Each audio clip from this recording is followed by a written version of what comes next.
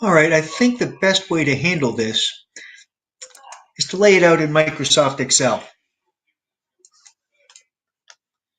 And what I'll do is I'll pull up a spreadsheet that I just created.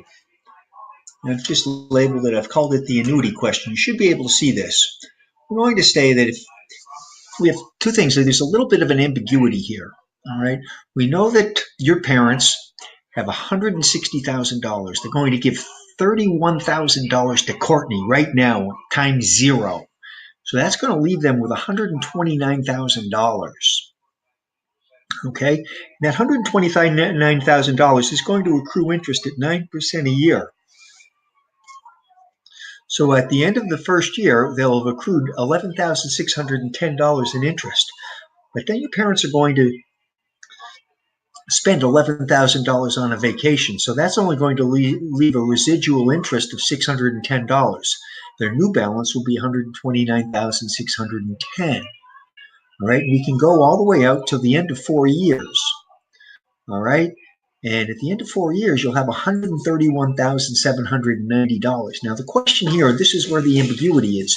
Are you going to start graduate school at the end of the 4th year or the end of the 5th year? If you start at the end of the 5th year, then at the end of year 5, we deduct that first year's tuition of $29,260, and you're left with $114,391.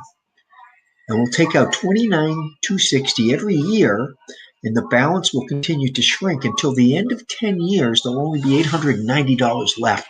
So you won't be able to go for more than about 2 or 3 days, a couple of classes. Now, the question is, if you start graduate school at the end of year 4, just as your parents are going off for their last year's vacation, okay, then at the end of year 4, your parents are going to spend $11,000 on vacation and $29,260 on you. All right, so there's going to be a huge drop down of $40,260 at the end of the 4th year. All right, and then $29,260 thereafter. So you can go to graduate school beginning at the end of year 4, to year 5 is 1, to the end of year 6 is 2, to the end of year 7 is 3, to the end of year 8 is 4, and then you'd be able to go for about 2/3 of a semester.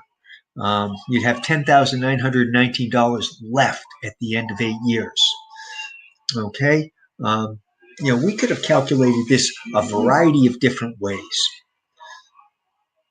All right, we could figure out, given the present value of $29,260, the present value of $129,000, what would that be worth at the end of 4 years, given that it's accruing at 9% and we're withdrawing $11,000, okay?